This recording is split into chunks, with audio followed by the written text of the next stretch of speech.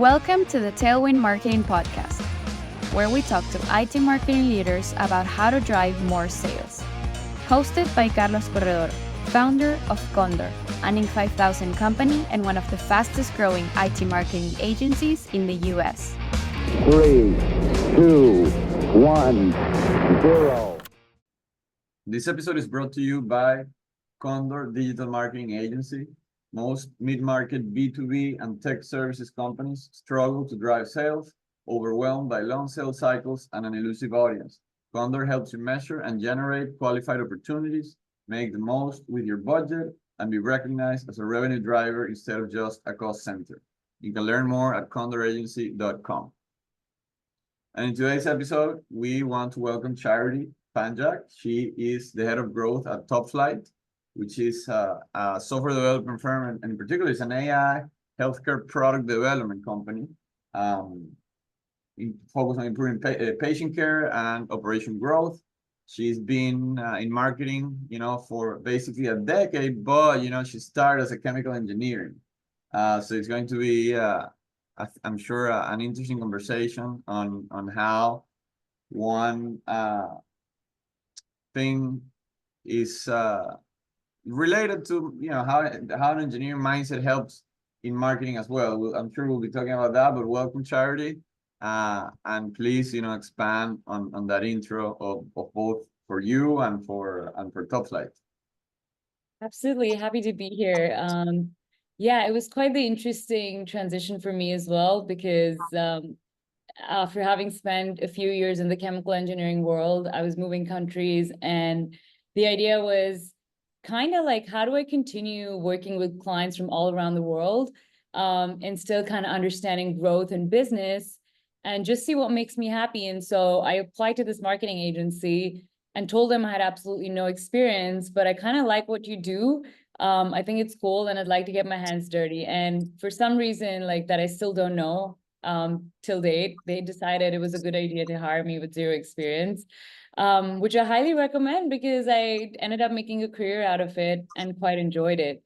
And that landed me with TopFlight, who I work with right now as the head of growth. And we kind of focus a lot on, our focus really is improving the patient experience, improving kind of the whole healthcare cycle by delivering products that do so. And do you think you'll ever go back to chemical engineering, or are you going to stick to marketing? I think about that every year, and I still haven't given it a definitive no. But I feel like with TopFlight, I've been able to find that balance of a little bit of the healthcare medical device space while still doing marketing. So it's cool, but never say no, How? Well, you mentioned you were new to marketing at the time, right? And to me, even though I didn't go for engineering, I always like numbers, and I did great in math and chemical classes in school and college, and even advanced statistics, right? And then with sports, like I've always considered myself better than the average, right? With numbers and statistics. And to me, in marketing, I was like, okay, I think I'm better than the average marketer, in this, right? I'm sure, well, I'm not sure. I wanted to ask you, like, how you felt, right? Like, if you felt like, wow, these guys, they don't really know anything about numbers, when you started in marketing, or how was that? How did that feel? I think it felt a little different because the perspective because I remember second day on the job, it was like, this is a client, we have to figure out how to grow the business. That was literally just a problem statement. And so I remember thinking that this is how we want to approach it, right? And I remember everyone in the room being like, that's interesting. Like, that's not typically the way we approach it, because we need to grow this client. So we need to look at social media. We need to look at their website. That's the approach, right? But because I had no marketing experience, which I think at the time worked in my favor, I was like, wait, how much revenue do they need to make? And then how do we work backwards and then convert those into marketing goals? So I think that different perspective supplemented with kind of the experience of the people around me was definitely very helpful for me to like look at things differently, but then also stay grounded with like, this is how it works and this is how the creative part of it works. No, I feel like that happens in marketing a lot. In marketing, the numbers are put at the end of the process, right? Just to, oh, why? We need some numbers here, right? So let's see how we fit the numbers in, right? Whereas obviously in engineering, the numbers are at the beginning, and then the design is like you do what you can with the design at the end, but the numbers the math needs to math. Otherwise, the building will fall. But in marketing, it's like, people get away with putting the numbers at the end, right? So I think it's usually, marketers, people that are really good with communication, and then they learn Excel and they learn how to plug in some numbers at the end of the story. But I, obviously much rather, use the numbers from the beginning. I think like that. Actually, in our agency, we have 6 different types of engineering. We actually have a chemical engineer, and then also production engineering, system engineering, and a couple other ones, right? And I'm all about that, starting with the numbers, right? You mentioned one of the ways that you applied it early on was having a revenue goal, right? And then understanding what's realistic and what's not, right? What are examples? I think you also mentioned an audit, right? What other let's say concepts have you stolen from engineering and applied to marketing? Absolutely. So I think one of the core things was when you're trying to build a product or launch a product as an engineer, you understand what the situation is currently, and you usually do like a system audit or a process audit. You identify what the gaps are, kind of like a SWOT analysis, and then you identify what my opportunities are, what my missing pieces are, and then kind of from the goals I mentioned, work backwards. So that sort of cycle is what I try to apply with marketing or any company that we try to grow, right? The first thing was, okay, X company wants to grow their business by this much percent, or they just want to grow, right? The first process was, what are they doing right now? What does everything look like? And I'm not just saying, what does their website look like? No. What is the revenue that they're making right now? Where is it coming from? Is it new customers, old customers? If it's new customers, where are they coming from? So the whole sort of analysis of what I like to call an as is side, summarize it as much as possible just to take down 3 main takeaways. Once you have those takeaways, you're like, okay, what are the competitors doing, right? What is everyone else on the market doing? And really, where is my customer? Like, if I'm trying to attract, let's say, people that want to use a specific type of wellness application and their moms to be, for example.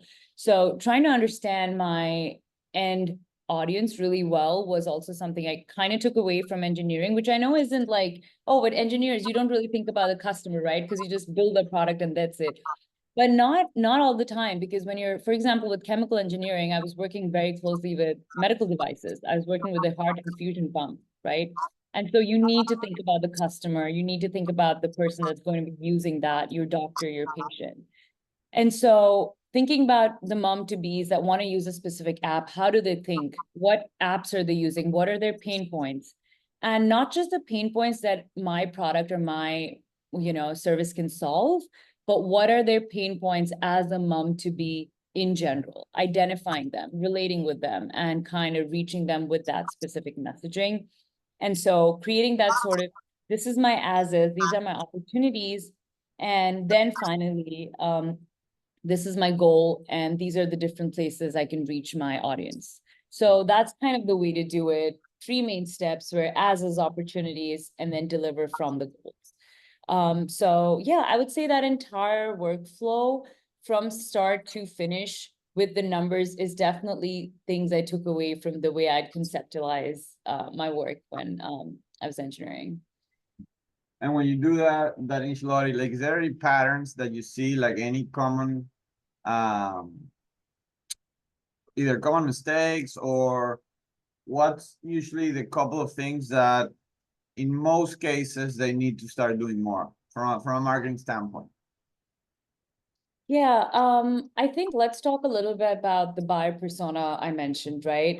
A lot of times what I see people doing when they're trying to identify their ideal customer is they'll create a buyer persona document. They'll create what's called my customer's pain points. What can I solve for them? And that's kind of where it goes wrong. Like, we don't need to think about what can I solve for the customer, right? We need to think about what is the customer's pain points in general. Because if you reach out to a mom to be, using the same example, and tell her, I have this application that's going to make you feel better postpartum, right? It's great, but she's not thinking about that right now. Right now, she wants to understand how her feet are going to hurt less when she's walking around. So if I put out content there that gives her that exact information, that's going to build that trust. So I guess taking that step back and really thinking about what the pain points are and how can you help solve those is something that I see missing even now. Even though we've come so many years into marketing, we still think about how can I solve a pain point versus what are they really feeling that has absolutely nothing to do with me as a service or company. So you can say it's like go beyond what the particular services that you're offering and think about the customer for a second and, start there, right? Even if it's not your core service. Yeah, absolutely. Mm-hmm.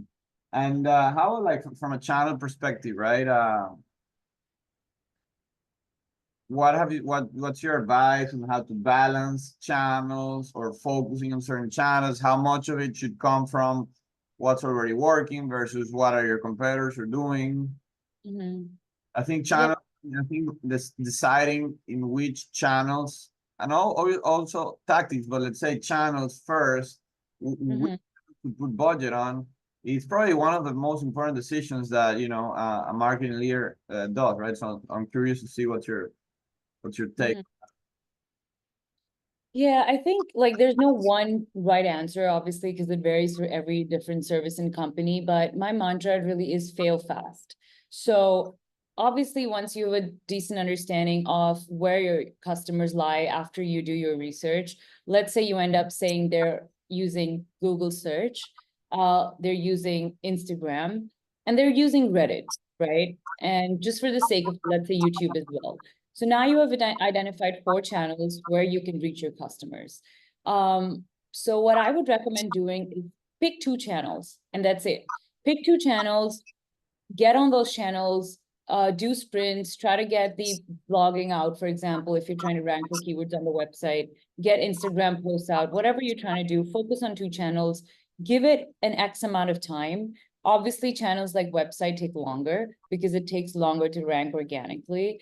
And if, let's say, in about 3 months for channels like SEO, you're seeing no growth at all, fail fast. Be like, okay, that doesn't work. That's still a learning you've had. I feel like a lot of times people just attach themselves to a channel and keep on doing it because it might work out at some point. But you really need to go, okay, this isn't working for me, so I just need to forget it and try something new. So I would say fail fast and focus. Don't try to do too much. Whenever someone comes to us with how can we help grow our business or what kind of marketing we can do, what channels can we do, I'm like, I don't know. I know as much as you know at this point, right? I need to identify, obviously, like you said earlier, where your competition is. That's important. But then also, based on my research of your customer, where your customer is, and then kind of segment that down into these are the first 2 channels I want to focus on. So just to kind of summarize, figure out where your customers are, what they're using.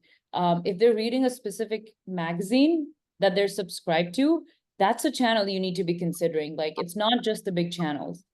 And then obviously competition. And then number 3 is fail fast, try something. If it doesn't work, forget about it and move on. So I'd say those are the 3 main things to kind of keep in mind.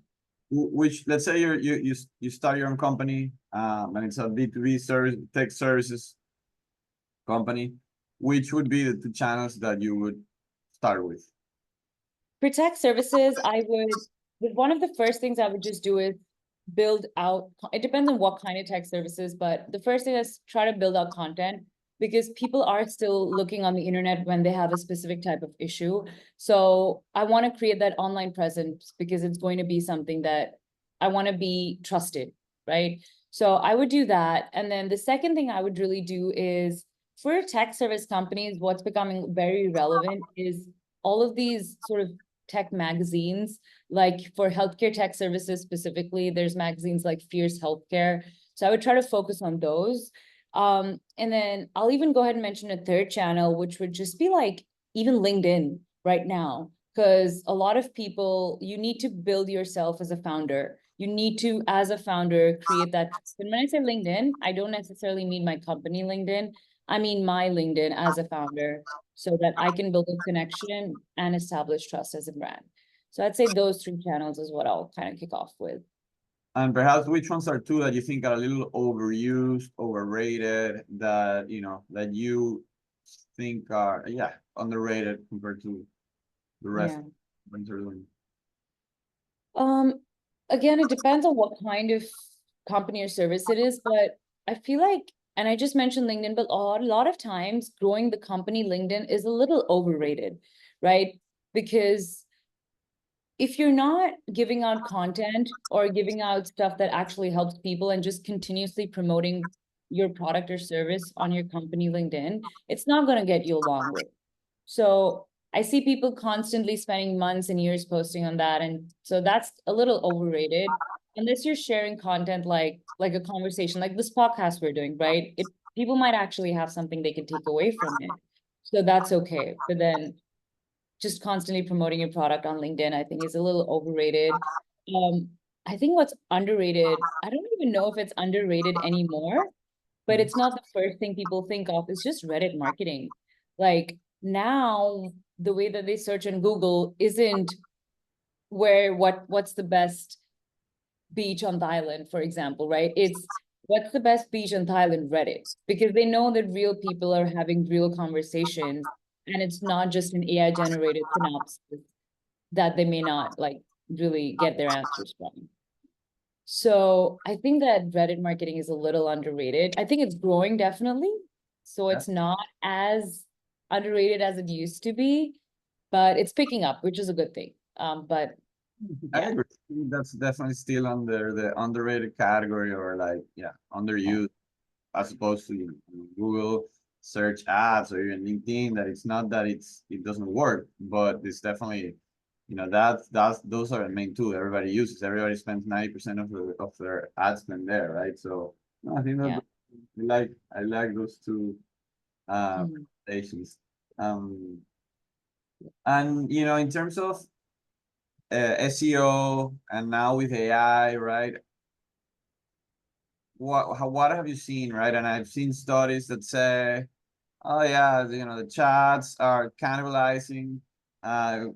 traditional Google search, and then I see other studies that say no, traditional Google search is as good as ever, as strong as ever, and it's actually increasing or it's not decreasing. To me, I mean, it's common sense, that I don't know if today, tomorrow, in a month, or in a year, but it's coming and it will cannibalize Google search, right? Like I think I'm a above average ChatGPT user, for example, but I think, even if people are using it half as much as me or 10% of what I do, it's still gonna come and it's still gonna cannibalize, traditional search. So I think it's a no-brainer that companies need to be on top of this and start testing things to see what's working, right? And mitigate that risk. But what's your take on that? Yeah, absolutely. I think it would be you're just in denial if you think that that's not something that's going to take over, or that you can continue doing SEO the way you've been doing for the last 5 years. I think the premise of still creating content that's valuable to the end user, um, that basis is still relevant. I would say that would be consistent, and it's still going to be consistent, because ultimately all the content that you see on Claude, ChatGPT is user generated in a way, right? However, the way that we create content and put it out there, that needs to change, right? Because I mean, I'll give you a little bit of an example of what's happening with Top Flight right now. About 80% of our traffic used to be organic. Now what's happening, and leads as well. But now what's happening is that about 60% of our traffic comes from organic, and 20% is actually coming from people searching on Perplexity, ChatGPT, Claude, right? And so number one, and this is more basic, is that if you're not optimizing your content, for like an AI synopsis, AI summary, it's not going to show up on any of those meetings, and you're losing out, right? Because people actually have the ChatGPT app on their phone. They're going to search on that and not do a Google search. And that's just the reality of how things are. So that's number one, just kind of making sure anything you're publishing right now is, within what's happening. The second thing is diversifying content a lot. Do a lot of videos, like doing videos just builds that online sort of presence, and YouTube's not going anywhere anytime soon, right? So YouTube as a channel, and then even like doing things like the podcast that we're doing now. So just diversifying a lot and not just focusing and sticking to SEO organic, would be my number two sort of thing to keep in mind. And three is just kind of, we just got to things are changing every single day. So just kind of keeping up with the trends. And ultimately, what I really would recommend is creating and focusing on building a brand, right? Because performance marketing is great for the first, X years of your company, for however long it takes you to get that organic traffic. But then eventually what you want to do is build yourself as a brand. So focusing on brand marketing, focusing on people should think about your company when they have that specific pain point you're solving. And that's going to be big in the era of like everyone competing to rank on Google, ChatGPT, whatever. So yeah, I don't want to make it too long, but I think it's definitely coming. I don't think people should think it's something they can just get away with and continue doing things the old way. And just kind of focusing on those three things is going to help navigate it. I also don't think it should be something you should be scared of. Oh no, my company is going to fall apart. No, that's not going to happen if you just kind of stay aware, keep diversifying, and that's pretty much it. Mm-hmm. I think it was interesting your recommendation on building your brand, especially because of your background. Right? If you had a creative background, I would be a little hesitant because that's the excuse of creatives that are not really data driven to justify marketing spend that is not working. But coming from an engineer, and I agree, I think it's actually right now that everybody is claiming to be data driven, and now everybody's doing bottom funnel marketing and paid search, but they forget that you also need to build a brand. And I don't know, it's 50-50, 90-10, 10-90, but to some extent you need to do it, right? So I agree that in general today in digital marketing, especially mid-market, is actually underrated, doing branding. Now, the thing is you need to do it right? So I ask you, like, what's branding done smartly, in your eyes? Yeah, absolutely. I'll dial back to what you just said. It took me a long time to come to the acceptance that brand marketing is important, because I was running away from that acceptance, because I was like, no, like I was very like that, like performance marketing, focus on numbers, work backwards, that's it. So it took a bit of an acceptance to be like, no, it's time this is something that needs to be done. So yeah, you're right on, but the right way to do brand marketing is, I'll tell you how we, for example, done it at Top Flight, right? What we've done is don't go from 0 to 100. Slowly start making changes and see how your audience engages with it. For example, focus on the messaging, focus on what we do a lot of is we extract data from actual conversations our team is having with potential leads and clients. And we take away from that and we use AI to understand what does our customer really want? How are they talking, right? So of course, branding is colors. Of course, branding is font type, but then branding really is also the messaging and what you stand for. And so focusing on analyzing all those hours of conversation, taking those back in and kind of creating the concept of this is what my end client or end lead needs to hear, and how we're solving the pain point is big. And start small. Just rebrand, let's say, your homepage, right? See the reaction you get. Focus on data, focus on like your crazy egg and hotjar, see where people are dropping off. Play around with like CTA text, do a lot of A/B testing. But if I was to give one advice to doing branding or brand marketing right, is start small, slowly build it up. And there definitely needs to be, for lack of better word, a face to it. So if you're rebranding your company, like let a trusted person in the industry, maybe even the founder, talk about it. Let people within your company that are experts in the subject matter get out there, show their face, and show people they know what they're talking about. Because people build a brand, right? It's not just colors, it's not just text. So if I trust the faces behind that brand, that's the brand getting built just by itself. I'm curious, what was the thing that happened that made you say, okay, now I need to start paying more attention to branding? At what point, how did that happen? I think it was the acceptance that things are changing with everything we're doing with organic, with SEO. And the fact of the matter is that performance marketing plateaus. So it's going to get you to keep staying where you are, maybe increase a little bit. But then what we noticed for a bit was this is staying as it is and it's growing a little bit, but we don't want that graph to go up like this. We want it to go up straight up, right? And for that, the change needs to be more drastic. So also performance marketing is limited because there's only an X amount of people, at least with us right now, that you can target, right? That you can keep targeting. As a brand, you kind of expand into another bucket of people because it's more like you can get into enterprise, you can get into mid-level, for example. So I think that acceptance that things are changing and, we need to make that jump to be a little bit higher was where, yeah.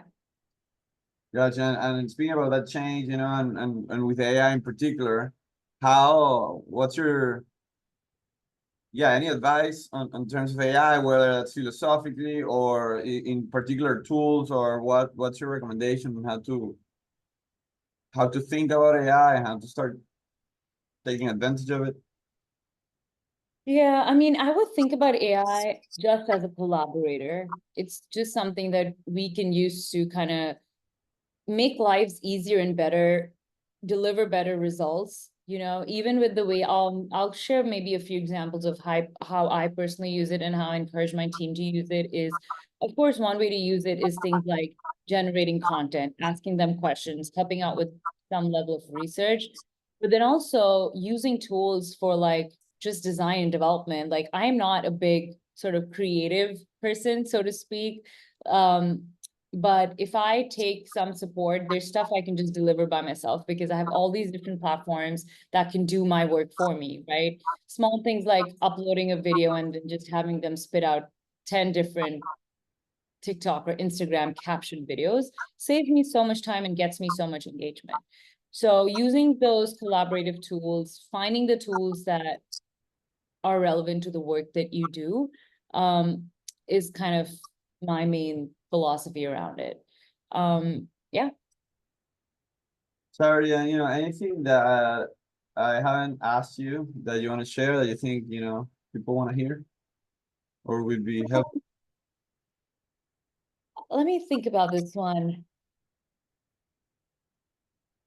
I think generally, like, it's a very interesting time in the marketing space because there's two types of buckets right now. There's people that are kind of continuing the same way of doing things with these are the two channels. I mean, I just need to churn out constant content, do 2 Google ads and maybe put out 3 posts on LinkedIn and I'll be fine. And then there's these other people that are like super AI focused, churning out a lot of content. And so I feel like there's a little bit of like a spectrum.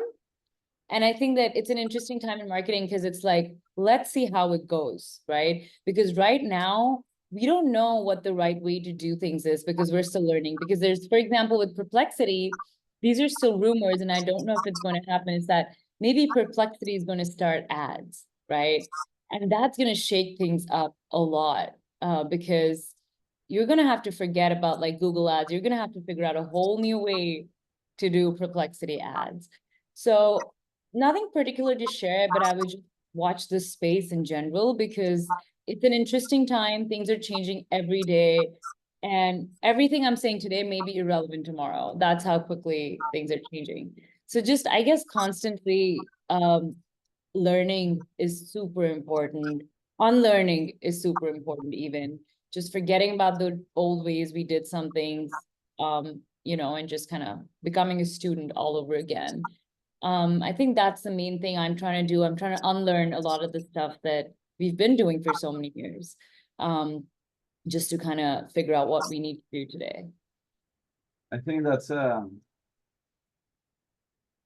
I would emphasize the opportunity of being first in doing that in whether it's Perplexity, ChatGPT, or any AI, any of these AI LLMs, because it's like buying Bitcoin, when it launched, Now, it's too late. Yeah, you might make some money, you might lose, but you're competing against everybody. But I think companies will take a little bit, they announce the launch of the ad platforms, and then it's gonna take some months. I think it's gonna be quick, but if you're there first, I think especially in those first few months, you can do a lot of damage, in the good sense, by getting there first. So that's something that I got from your advice. But thank you for sharing it in general. Anything else, Charity? I think that covers it.